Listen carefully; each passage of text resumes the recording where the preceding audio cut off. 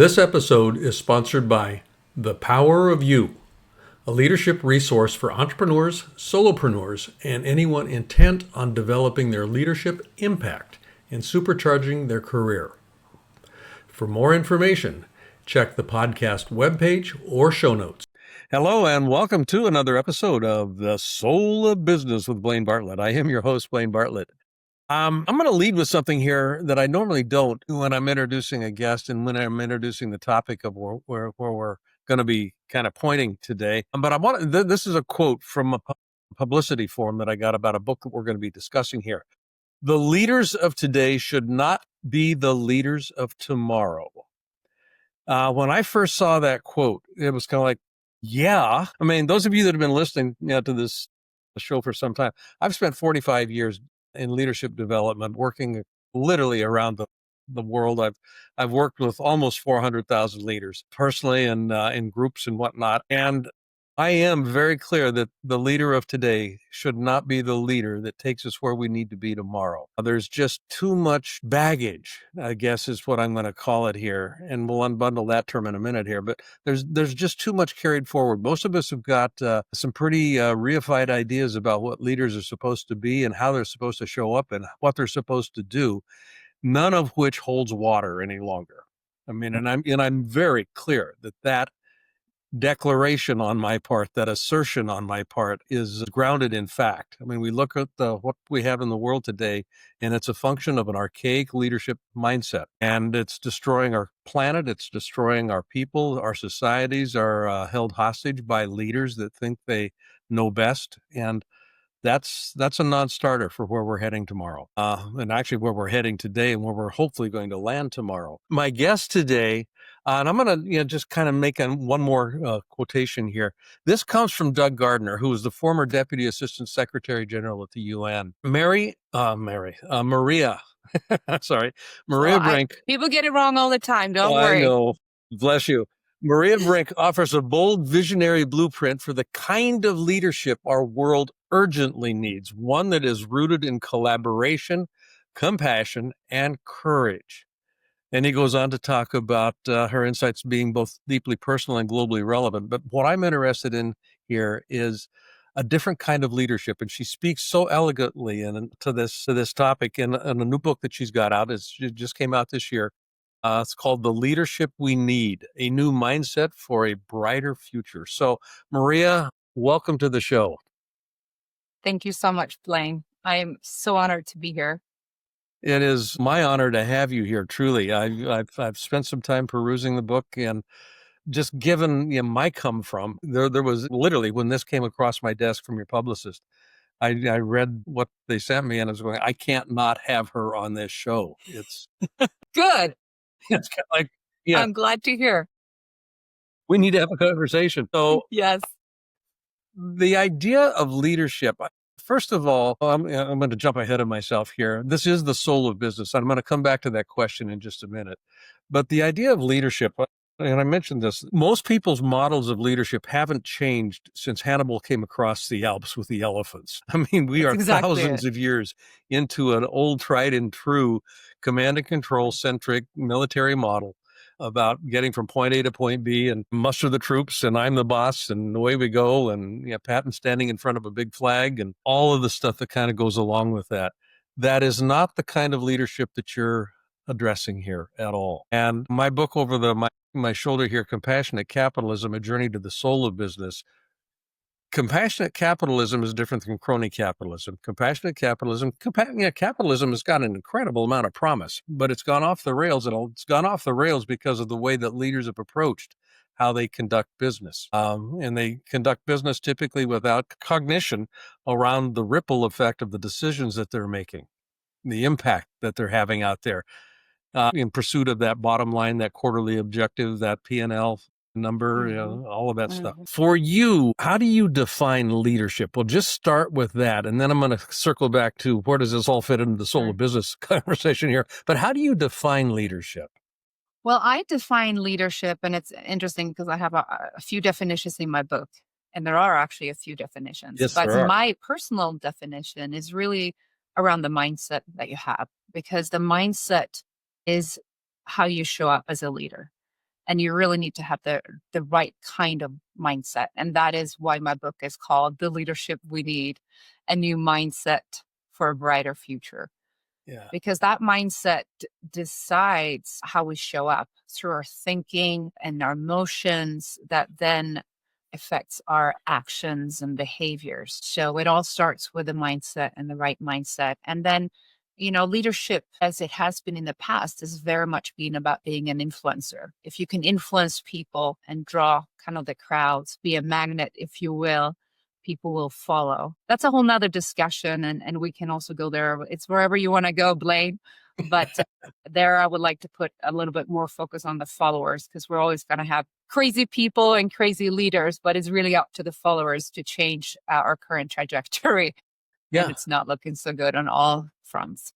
Yeah. Well, that whole notion of a follower, a leader is not a leader until they have a follower. And it's usually not the first Exactly. follower, it's the second Mhm. follower that actually catalyzes Mhm. some things. But Because it is then, interesting, because I will tell you this, as far as followers, since I'm originally from Sweden and Swedish is my native tongue, we don't actually have a true word for follower in Swedish, which tells you a culture of leadership, which is a very flattened organization where you yes. don't actually have leaders and followers.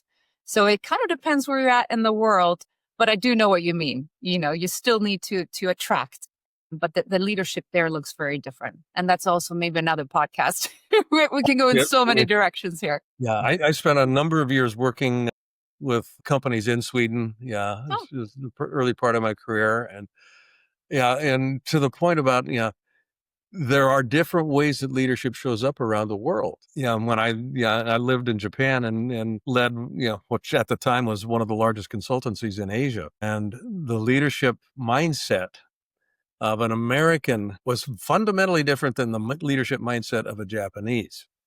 mhm. Now, they both had the same objective in mind, producing a Yeah. result at the end of the day. But how we went about it was really different. And I had a pretty significant learning curve. I lived over there for about 5.5 years. Being able to learn just the nature of collaboration as opposed to command and control, the nature of There you go. connection Mhm. versus I'm the boss, do it my way. I mean, all of those sorts of Mhm. things. It was a hell of an education. It was really a deep education. And I think I actually learned a couple of things.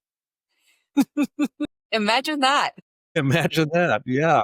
Love And it. we were pretty successful as a company. The idea in your book here, and I'm going to just literally use that command and control notion. The Mhm. shift from command and control to, in the words that you use in the book, connect and adapt. Mhm. Um, what's number one? What do you see as being the need for that shift? Mhm. From command and control to connect and adapt. Mhm. And what's its impact on how an organization can run if you're successful in actually leading from a connect and adapt perspective mindset? Yeah. Wonderful questions. The connect and adapt is so different from command and control. And what you will get with connect and adapt is that one of the questions, actually the only question I know you were going to ask today, as we talked a little bit earlier, there was no prep for this show whatsoever, was the soul of business. And it actually goes Mhm. back to connection, because that was the one question I did know you wanted to have answered. Because to me, the soul of a business is all about the connections you have to your people, the connections you have to everyone you touch, um, shareholders and stakeholders. And it's in that connection that we find the soul of a business. And I would even take it further, the effect they also have on the environment, on animals, on future generations, and how we're all connected. So it's basically connection with humanity. That Yeah. is the soul of a business. And I think it's been frankly missing in many, many organizations for a very long time. And I think just now we're starting to wake up and realizing how important it is to have a soul of a business and having that connection and understanding in our daily business decisions how it affects all different kind of players and all different kind of entities and communities and et cetera, et cetera. So that is so important to even have that connection, because it also creates purpose of why are we doing this? And it should be Yeah. for the greater good at this point. I don't even see why a business should be in business if they're not here to make this world a better place. I would say Oh, get out and don't be in business, yeah. because where we're at right now, there's no playing funny games or, creating plastic just to create plastic. Or, I mean, you really need to have a serious purpose why you're doing it. And it better be to make this world a better place. And you can do that whether you're you know, making toilet papers. We all love toilet papers, right? We remember that from the pandemic, don't we? Oh, yeah. And yet you can be a regenerative business making toilet paper. You just have to make sure that you invest and replant trees and take care of that environmental impact even more so than the resources that you need for the production. And I think that should actually become the standard of the industry of toilet paper, just to give an example. Hmm. Um, but then you also said adapt. I think, when we talk about the leaders of today are not the leaders of tomorrow, we need leaders that can adapt. We need leaders that can adapt to very fast paced, changing environment that we find ourselves in today. And that means not only connection to what we just talked about, but also adapting to a very new environment. And it's an adaptation that I believe is going to ask for a very non-linear adaptation.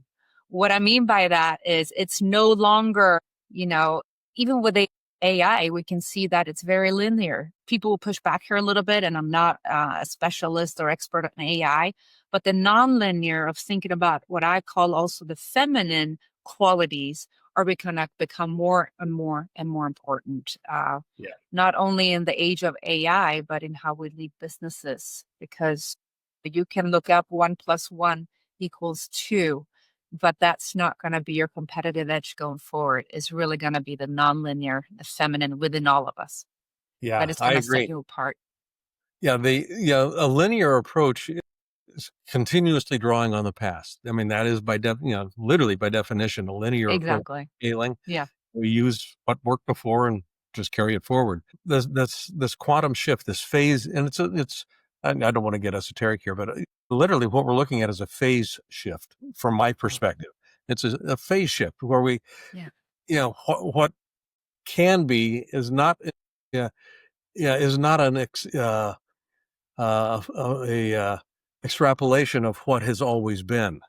It's a different Exactly. way of thinking, a different way of being. And you spent a lot of time in the Congo Basin rainforest, as well as in Uganda and Cameroon. For me, I grew up on a farm, and I've done a lot of work in Africa. But nature, growing up on a farm, nature has been always for me probably the best teacher I've ever come across in terms of how life works. There's nothing in nature that goes to waste. I mean, Exactly. and there's nothing in nature that serves exclusively as a center of accumulation. Everything in nature eventually becomes a center of distribution in some way. Yes. Accumulation is antithetical to thriving Hmm. in a natural state. Um, Yeah. the way that you work with leaders and the way that the Mhm. book is framed, this notion of using nature as a muse, Yes. yeah, in one sense Yeah. here. Can you talk a little bit about how your time and lessons that you took from your time in the rainforest uh, Yeah. and working with indigenous peoples have actually informed Yeah. what you think about with leadership? Yeah. We touched a little bit on, again, going back to the leaders of today are not the leaders of tomorrow, and going from the linear to the nonlinear. What we're seeing too is that our problems that we're currently facing, and I call it the public crisis, and as you know, a lot of people Hmm. are, because there's so many crises. Obviously, our environment is one of them, the environmental crisis. They're not linear. So we need that nonlinear thinking as well, so we can fit the leadership style to the problems we actually have to solve. And that is going to require a whole new type of leadership mindset, but also, to your point, looking for places of true inspiration and leadership that we possibly have never ever thought of. And Yeah. one of those places would be nature. And to think that we are smarter or can outsmart nature or above is just ridiculous. We all know that we're part of nature, we're part of this. We're 100% depending on nature. Actually, I would even say we're more dependent on nature than the nature is obviously, or species are of us. Like, I'm thinking about, we need the bees, but they don't really need us, right? As they are our pollinators. Um, we probably do more harm than anything. So, and in that environment and in nature, it's incredible how ecosystems have survived for millions and millions and millions of years by collaboration, and Yeah. nothing goes to waste. So thank you for bringing that up. Now, what I saw in Cameroon, which was so different from the corporate America that I came from, in a very high stress, very masculine environment of corporate sales, both in technology and then pharmaceuticals and then biotechnology, was a very holistic approach to leadership. Hmm. Um, and it started with a mindset. And I think this is the key if we are to literally survive, not to be too dramatic, but that's kind of, the trajectory, current trajectory. If you listen to the experts, it's not pretty, which we should. We should listen to the experts in science. I don't want to put that in there. But the mindset of, the respect and the interconnectedness to all things in nature and how we are dependent on each other. It's a beautiful relationship. And they see nature, animals, insects, ecosystem as our extended family. And can you imagine if that was the mindset of corporate America today? How different this world would look like. I don't think a baby in America today would be born with 287 chemicals in the cord blood, day one, with that Yeah. kind of mindset. And that is the mindset we need to get to. Yeah. And I think anybody on any political side of the aisle would agree with that. It's nothing that it's just one of those things that there is no debate. And I am sure we're all in agreement. And the question is, how do we get there? And that we can go back and forth on how we get there. But starting with a new type of mindset will be a good place. I agree. I agree. Now, your mom had a pretty significant role in your writing of the book, and I think it would be very useful for our listeners to have some sense of just kind of what was the catalytic dynamic there, such that this book came to pass, because the book is extraordinary. And folks, you're going to want to get a copy. The Leadership We Need, a New Mindset for a Brighter Future. Don't waste time. Go get it. This is important. There's fascinating material in there. But back to your mom. Where did she come Yeah. from in the scheme of things? Yeah. Well, thanks for asking, Blaine. And it's, as I mentioned right before we got on this show, just you and I, when we were talking, is that this book was definitely nothing I wanted to write. Not at all. It was something I had to write. It was when there was that force, that need. It needs to get out to this world based on obviously my observations. And we can go back to Cameroon anytime, because that was just a little snap peek I gave you there of what I saw that could be so different in corporate America and in the Western world. But there was truly this need when I came face to face with it in my own family, seeing how the masculinity, the linear, as I call it sometimes as well, because masculine and feminine sometimes is very triggering for people. So I stay away from those terms. But what I did see was the masculinity, not the positive masculinity, playing out in my own family, unfortunately, between my mother and her brother. And it's a one pager in the book, and the book is about close to 200 pages. So it's not like it's a book about my family drama or anything, Not a but it was biography, really that's hard to see it in your own family, because growing up in Sweden, supposedly the female utopia of this world, right? I did not see it coming. And I've seen it in corporate America. I've been in the sales environment. I know how masculinity and toxic masculinity looks like. And can be very masculine myself. And I sometimes felt like I really had to play on that. And I did it pretty well. And so, but when it becomes toxic masculinity and you don't look into saving the relationships in your family, and you go for status and money and financials over relationships, this happens to be around an inheritance, which I'm sure a lot of people can relate to, and leave nothing for your own sister. That really not only broke my mother's heart, but also mine. So that's really what sparked this need to write a book. This is just not acceptable. And then if you look at the broader what's happening in the world, we're seeing that same kind of mindset playing out in businesses, where it's, how can you serve me, right? What can you do for me Mhm. versus what can I do for you? And going for money and titles and status instead of the overall well-being of the people around you and the relationships. And it's so easy to sacrifice relationships and that connection that we started out talking about in the beginning of the podcast. So easy to let the connections with people go. And even with nature, we look at companies that are polluting, right? Just in for greed. I Yeah. don't understand it. And there is no winners there. We all lose in that scenario. And that is the mindset that we need to get out of. Yeah. That's where my mother came into the book and the drama in my own family, if you will. Yeah. Yeah. No, I appreciate that. And thank you for sharing that. I think it speaks to kind of the subliminal seduction of a mindset around accumulation, which Yes. just about every culture on this planet, except some very specific indigenous cultures, have fallen into the hypnotic trance of thinking that accumulation is what life is about. If we don't let go of that notion, nature's going to be fine. I mean, the planet's going to be fine. Exactly. It We know doesn't that. need us. It doesn't, like you said, nature doesn't need us to continue existing. No. We need it if we're going to continue to Exactly. exist. It's the I've other got a way question. around. Yeah, you address leadership styles in one sense here. So I'm going to get kind of pragmatic here. Just a counterpoint. There's an aggressive leadership, which is the traditional leadership, just very generically here. Charge the hill, take no prisoners. I mean, I'm in front, follow me, sound the bugle and away we go. You identify 3 different leadership styles that from your perspective, and you've got data around this, to actually support it, but they beat out that aggressive typical traditional leadership model. What Mhm. are those 3 styles and how does one go about mastering them? And I know that the data's in the book, but I want to just kind of salt the mine a little bit here and give people a little bit of a smell of what they could actually get into if they actually opened the book up and started working with it. Yeah.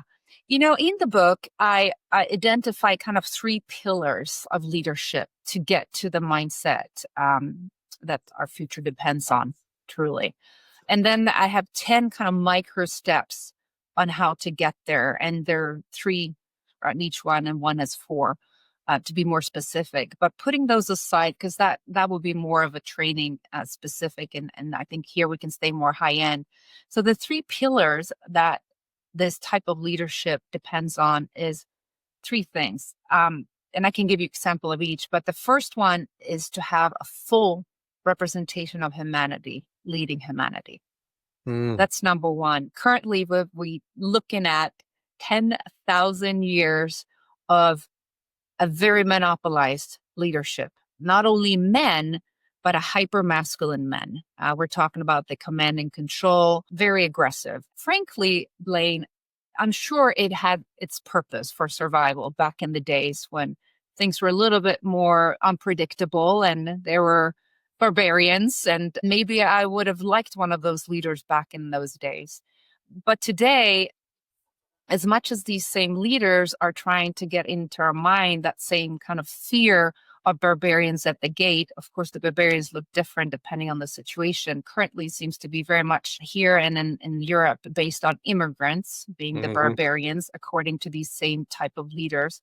They need us to be scared of that to get to where they want to go, not where we need to go, when frankly what's killing us is not barbarians at the gate, but we just mentioned that 287 chemicals in a baby's cord blood day one.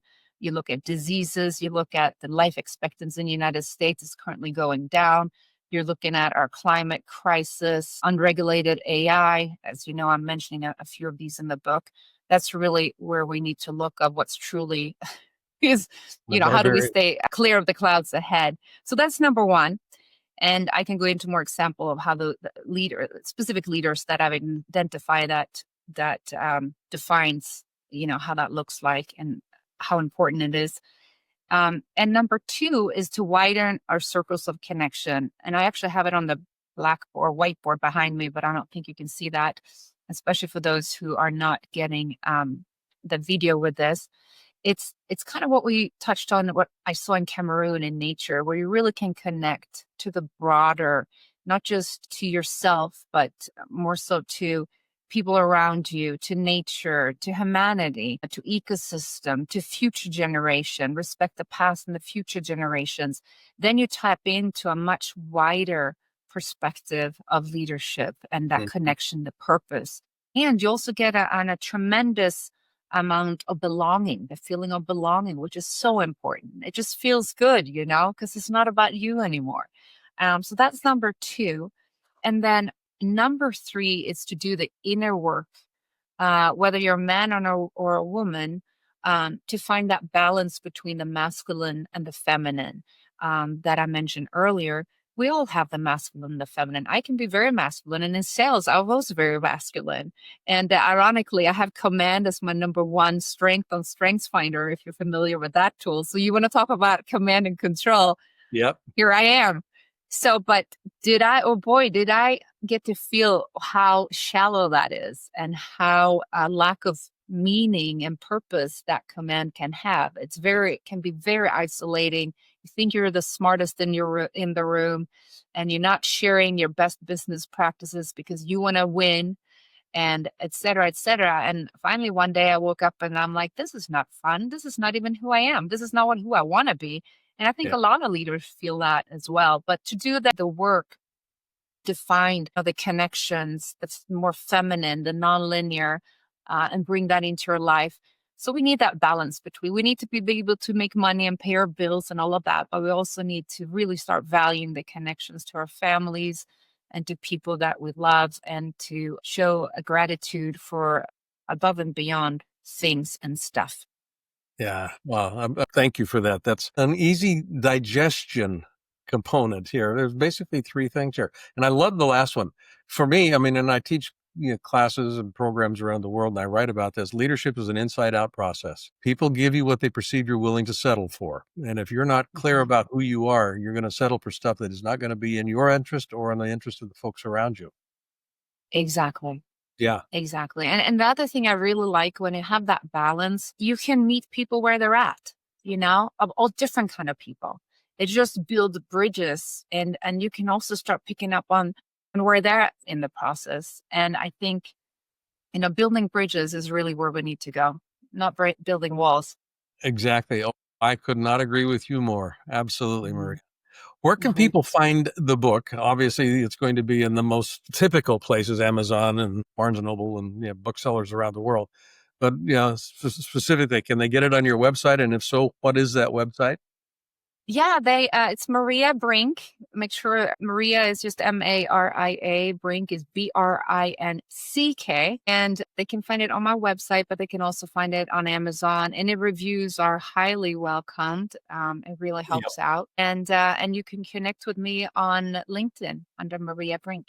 Yeah, okay. I would love to stay connected and continue the conversation. So that's where you will find me. All right. And you've got a consultancy, Zynergy, Zynergy, Zynergy International, that you founded in, I think 2013, if I remember correctly. That's correct.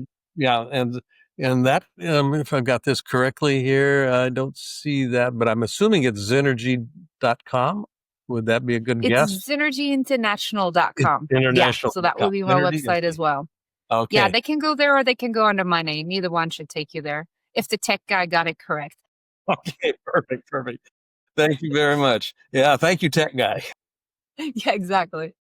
Folks, we owe them a lot. I hope you've enjoyed this conversation. I certainly have. Maria, thank you so much. Those of you that are watching the video feed, here's the book, The Leadership We Need, A New Mindset for a Brighter Future.